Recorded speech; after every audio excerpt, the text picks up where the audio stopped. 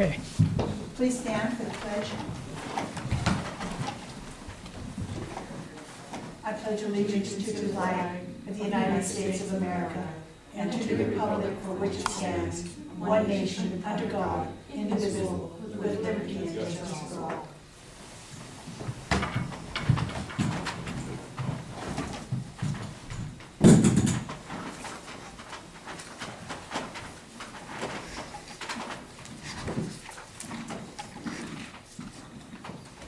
You know, the doctors tell me I'm getting shorter, and I think that one is my legs not reaching.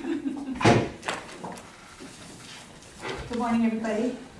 Welcome to Broward County Commission meeting, September 16th, 2015. And we have two things on the agenda. First is the budget.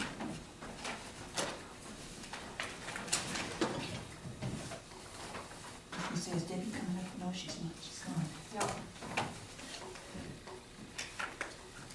Just one sec so I can see.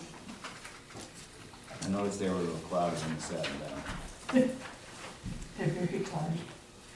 Madam Chair, Yes. before we start, just something that I need to bring up regarding the resolution and setting the mills and the county budget. In the interest of full disclosure, I want the public to be aware that my husband does work for MBAC, which we did give a solid mill to for economic development purposes, versus the $15,000 that we've given since 2004 from PILT. This is a reduction of $1,600, just a little over. It's also about 3.151% of the overall MBAC operating budget. Also, in the interest of full disclosure, I am a board member with Broadwater County Development Corporation, Montana Board of Crime Control, and chairman, Montana Area 4 Agency on Aging, vice chairman, and the Montana Association of Counties Regional Vice Chairman and Chairman of Fall Fest. So I'd like to submit this for the record, along with a letter that I sent to the Commissioner of Political Practices. Our county attorney has also received a copy, MCA 7-6-2527 and MCA 90-5-112. So, thank you very Thank much. you. You're welcome. And in full disclosure, I'm on the board of directors for the Broadwater, no, let me start again, from the Rocky Mountain Development Council. It does get Broadwater County money, tax money. I've been there for a long time. Okay, we'll start. Are you giving money too, there, Franklin? Am I what? Are you giving money too? Am I giving money? Just speak. I don't know. I want to Never mind. disclose that I'm I'm sorry, I'm out of order. I'm on Get Charleston over it. irrigation. And that the tax money comes in and then we pull it out of here for the cost of irrigation, if that means anything. It does, it does. I guess we're all in, huh? I think so. You know, it shows us that we really are interested in Broadwater County. That's right. Well played. All right.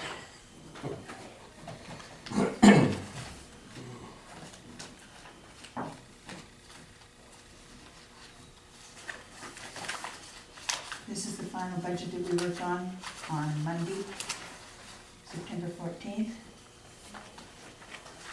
Laura, do you want to tell what's what, please?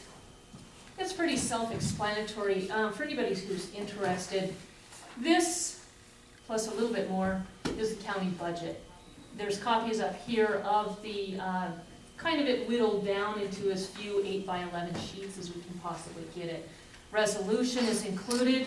Attachment A, which is where we set the mills, it is still missing two different mills, and that is waiting on OPI, and Doug is working on that. He expects it will be done a week from Monday, and we have verified, two people have verified with Department of Revenue, as long as we get those mills to Department of Revenue by the beginning of October, it's okay for the taxes. We have attachment B, which is the tax levy requirements report. These are all in front of you guys. And we have attachment C, which is the salary resolution for the elected officials. Throughout the budget process, we've met almost weekly since the beginning of June on the budget, sometimes twice weekly. Again, this is the full county budget. It has been available for anybody to see at any time. We have been available to walk through anything, any part of it, answer questions at any part. We've had public hearings as required by law and a few extras. We've met with department heads on their budgets. We've met with the special districts as prescribed by law. And I think that's it, unless there's specific questions. Questions? I have a specific question. Sure. Under the contingency fund, it states, Deep Creek project loan for homeowners before grants money is received. 8,043 is budgeted specifically for mills. And then it's got a dollar sign, may be taken from detention to fund, 97,135. Why would, Chairman Gregory, why would you be taking money from detention to fund the contingency What fund? number are you on, Brenda? Right under commissioners, 199 contingency. On what page? The Are you very- in the expenditures report? Are The you on expenditure, attachment A? very first page, Commissioner Graydon. Oh, okay. I've got the wrong paper in front of me. I can answer that. Please do. Elaine. That is a result of our audit with the Denning and Downing, Auditor Kim Downing. She suggested that instead of taking money from the surplus of the detention center and sending it just to public safety, that should first go to the general fund, a specific fund. We opted for the contingency and then go to public safety. So that is holding there should you need it into the year. So that's what that's about. But if you're milling, if you're taking mills for detention, should it not go into detention? We cannot by law hold over 33% reserves. Detention was at 56%, so the surplus has to be moved somewhere. Ideally, it would be nice to put it into a CIP, but as the public safety budget is in dangerous grounds and has been, last year we had to give you an infusion of $317,000 to get you from July to November. We opted to actually hold that money in case you need it for public safety. And per Kim, that's the way to do it, so that it is the most legal. Questions, anybody else? I guess I have a question on that. So, I guess I don't understand, are you saying that the two sentences are referring to two different things? That money is not used for the Deep Creek project? There is a set-aside amount, and this was something we did with DES. The citizens banded together and went through my Conkey. What they needed was a short-term loan. We put it into the contingency fund. The way it works with the grants with, I don't know if it's FEMA, but they have to pay for what it is they're doing. They can then go to FEMA for reimbursement. What they needed was help with that upfront money. That's what that is. It's gonna be totally paid back. But yeah, it's a set amount within the contingency fund, and I think it's $50,000. Then the extra amount is from detention center. So Debbie just put it into one sentence, but it's actually, if she gets a detailed report, it'll show how much for each in her detailed report, and anybody's welcome to that. So, I guess, so was money taken from the detention center to fund the homeowner? No. That's No, my question. No. Just because it's in one sentence, doesn't mean it's in one fund. So again, the detailed report will have the object codes inside the fund delineating how much money for each specifically. Those monies will not be interchangeable. Those monies by resolution, by vote of the commission, in our minutes, specifies how much for the different object codes. Does that make sense? Other questions? Wouldn't it be listed under an interfund operation rather than contingency fund? No, I'm sorry, I'm just shaking my head, no. No, according to Kim, no. That's right, she wanted it to go into the general fund, but she did not specify what that fund needed to be named. There is an email that was sent to her asking, is this okay? And the response was, yes, it'll work. I don't have that with me, but anyone's welcome to that as well. Any other questions, comments? Just a second.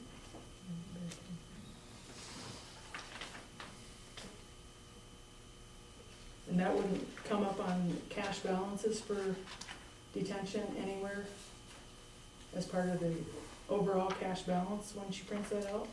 The cash balance is the amount of money left in the fund as of June 30th. It's a snapshot.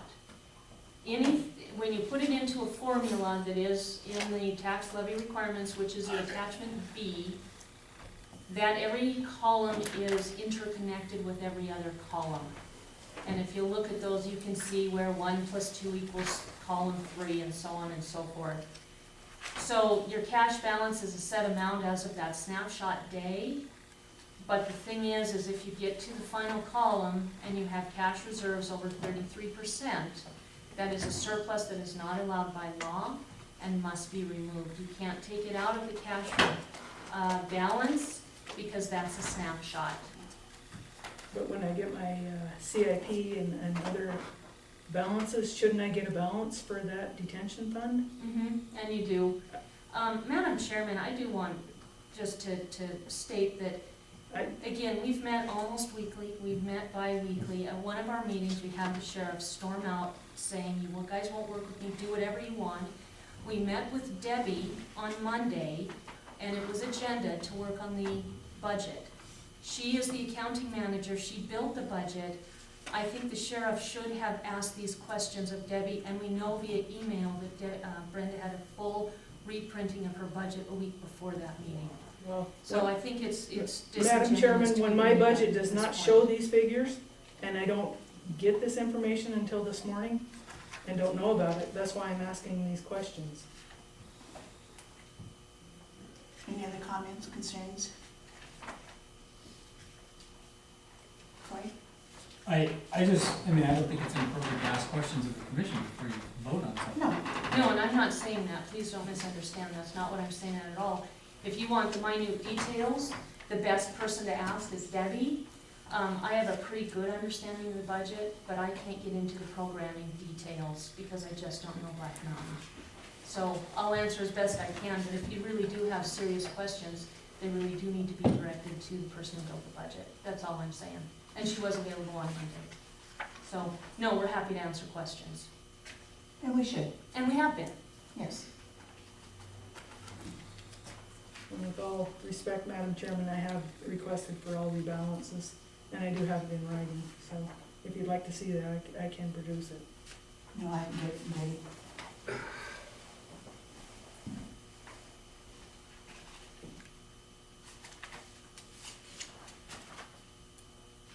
Other comments, concerns?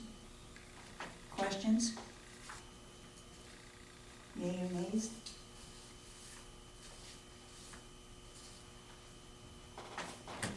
The only other issue that I had was on the wage line, because it doesn't match up with the other information that I received from last fiscal year to the current one with the new detective slot. And I've got the sheets from Debbie also, and they don't marry up with this either. I don't know if you've got your expenditure sheet in front of you, if you look at page 18.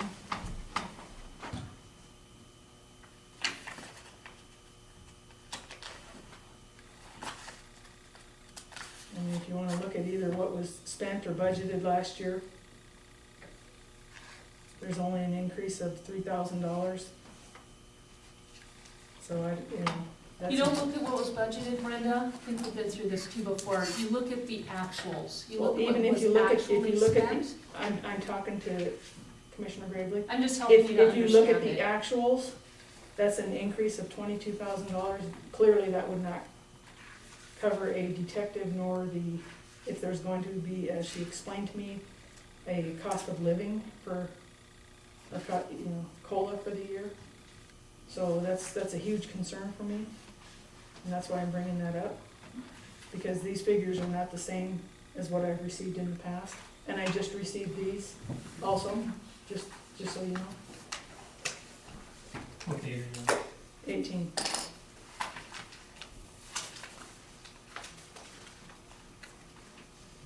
What's the date on the top corner of yours? 9/14.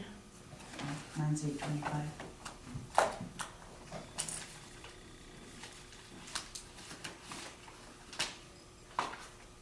She emailed me my figures after our meeting that we had. So the figures, the actual figures for last year were $400,000, $3.632. What was budgeted was $422,344. And then this year, what's budgeted is $425,931. And you'll have to remember, last year we were down an officer for part of the year. And all of these figures are supposed to include a detective slot and cost of living, so it doesn't even, it wouldn't even cover cost of living at the current staff, not even the investigator slot, so. I'm just bringing those forward right now.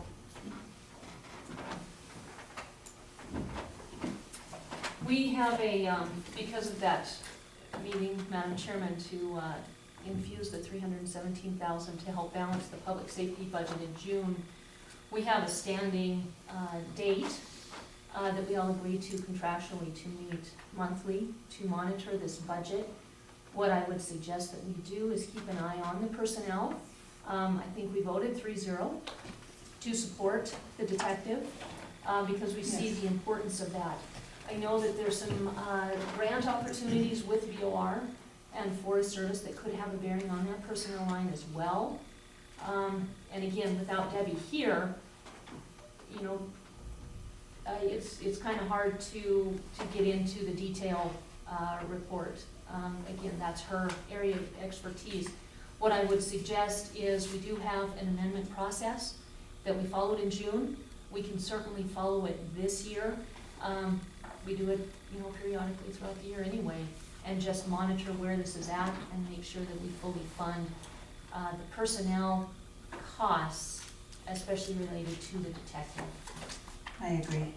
As far as the VOR position, that position will not even be negotiated till next year, just to let you know.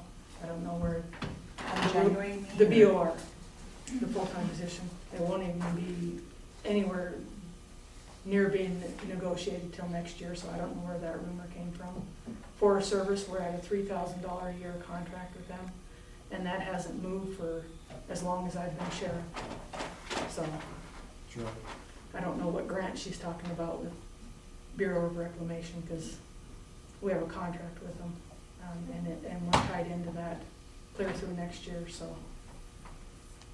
Because all my years in there, there never was any grants from the BOR or Forest Service. You're exactly right, what you just said.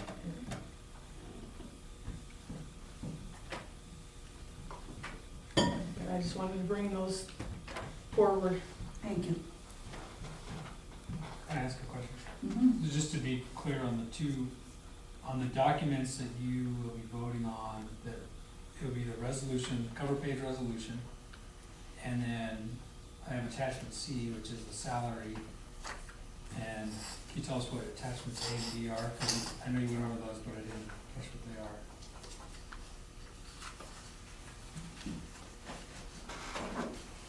Attachment A is the mill levies. Okay.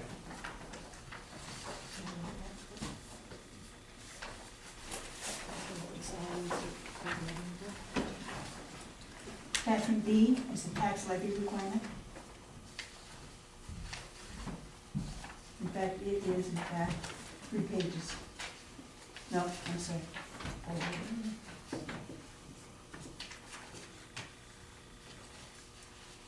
It's 4 pages. Like the one that says final 8/31/2015, dated September 1st on the bottom.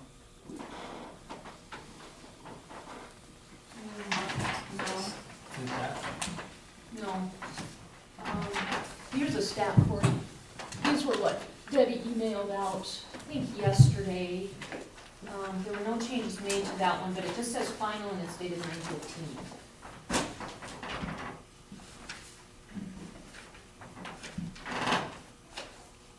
of course, all the work getting to just putting it on these pieces of paper was done weeks before, and that was all compiled here, if anybody cares to see that. This is just, again, trying to put this into this.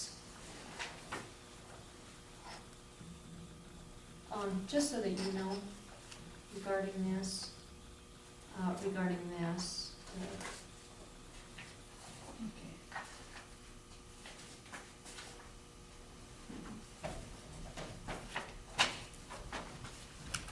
Do you see him? I'm sorry? Do you see him? Yeah, I just got that stack, so.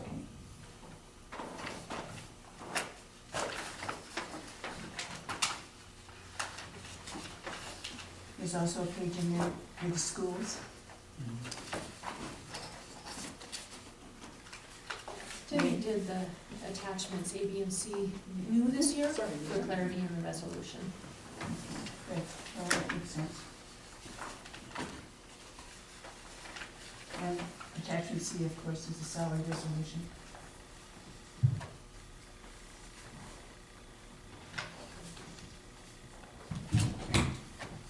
So, and could I ask a question on that? On So, which, on on the the salary. So on the salary resolution, the commissioner's 2/3 time, and then the bottom item says hourly add-on, $17,000, almost 17,700. For hours worked up to 40 hours a week total. So could you just tell us how you expect that to be done, and is there enough money there if all of you are working 40 hours a week for the year? Tell me again where you said that. The bottom Yeah, of the Here, I see it. chunk dealing with commissioners. Number one, I don't work 40 hours a week. I'm not on the insurance. I couldn't hear you, I'm sorry. I don't work 40 hours a week. I do not take county insurance, and therefore, do not qualify for that.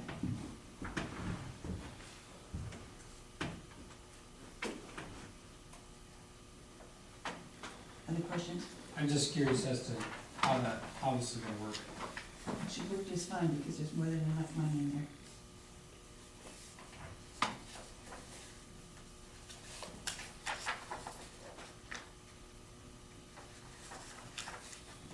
Money has been allowed. Franklin, those are put into different piles in case any members of the public wanted to set as well. So if you're confused by what you're seeing, I think they were kind of put at 90-degree angles. I think there were 3 more there. So that's why they all look kind of the same. Is it? So are the commissioners going full-time? Is that what's going on? No. No, we're elected officials, we're at, I think that is, 26,000 or whatever it is. We are, no, we can't, we're set. Last January, we had a settlement with the Teamsters. In the settlement and minutes of a week or 2 later, there was a sentence or 2 put in so that we could accommodate, the county could accommodate the 3 of us. We have 3 different commissioners. We have a base salary of 26 hours. In order to receive the health insurance benefit, every employee per Teamsters has to work at least 32 hours. So in order to maintain the benefit that Franklin and I were already collecting, there was a clause put in there that By we you and would- Bossy. What time is it? Excuse me? Finish. Thank you. There was a clause put in there that said that commissioners could work per hourly wage, not per salary, up to 40 hours per week. That has been going on since January, and in the salary resolution, it's just describing that for the coming year. There is plenty of money in the budget. Debbie has been fully aware of this. Franklin and I have both been keeping time cards per that agreement that describe the additional hours that we have been working over the 26. Anything over 40 has been donated hours. We do not receive comp time, we do not receive overtime in any way. So, That is not so, that, the only increase that the commissioners got was on those settlements when all elected officials got a, whatever, I can't remember for sure what it was. Then the commissioners got that too. But other than that, there was absolutely no other raises for the commissioners. Or shouldn't have been, let's put it that way. Can I? So what the agreement was, and it was specifically because Teamsters would not allow what had been an unwritten agreement in years past. That's And correct. basically, there were a couple of unwritten agreements from years past that Teamsters challenged when they did the audit. One of them was employees who had health insurance through some other means could refuse to join the health insurance. Right. And that one we ultimately had to give way on, and so the county agreed that they would pay the employees' share of that health insurance since they didn't want the health insurance, they were being forced to take it. The second unwritten agreement, which was that elected officials who were part-time could still participate in the health insurance. Teamsters said no, they had to meet the threshold of working 32 hours in a week in the month. So a single week within that month in order to be eligible for ongoing health insurance. So the agreement that we reached with them and which the commission approved said that commissioners would remain at the normal time, 2/3, whatever, but that a commissioner, if he or she wished, could work 32 hours in a week in a month in order to remain eligible for health insurance, and he or she had to document all those hours. But it was specifically 1 week in the month, and it was 32 hours, it was not 40. That was what the commission approved. But it was approved that we could work up to but not exceeding 40 hours. That may not have been in the settlement, it was in the minutes. It was approved, I drafted the letter to the Teamsters. Right, but it was in the minutes after that, and the words were taken from the settlement, so, maybe we need the minutes. I didn't bring We them. can, but it was specifically approved, pay up to 32 hours for a commissioner, not 40, For 1 week. for 1 week in a month. That was what the commission approved. So what I guess I'm asking is that the commission intends to expand that to 40, or is that 40 once a month, or is that every week? That's what I don't know. It's Absolutely. up to not. you, it's within your power to do whatever, however you wanna set that. I may ask for a recess to go and get those minutes so that we have that backing, but, it's fine by me, but here's the thing. The job of county commissioner is no longer, and when you and I started, it was 49%. That was so that people could continue to receive Social Security. As we got into the job, you and I and Gail took on a more serious role, and we increased it to 65%.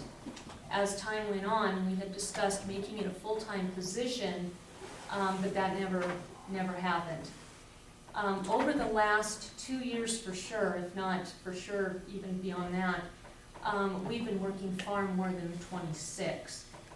It is my understanding that the settlement and the minutes okayed up to 40 hours per week, but nothing above that. I have been working an average of about 50 hours per week, paid for 40. So 10 hours per week has been donated. And a large reason for that is because there's work that has to be done and really just one of us able to do it.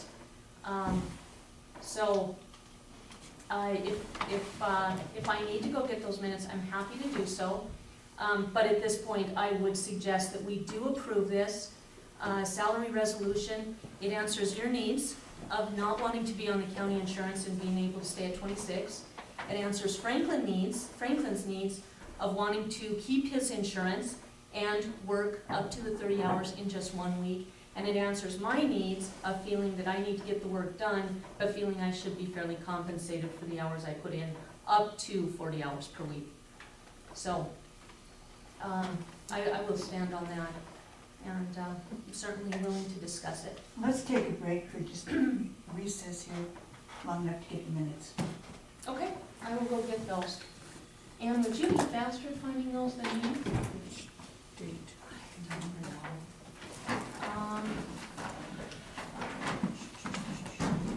I will have have to see if I can find that.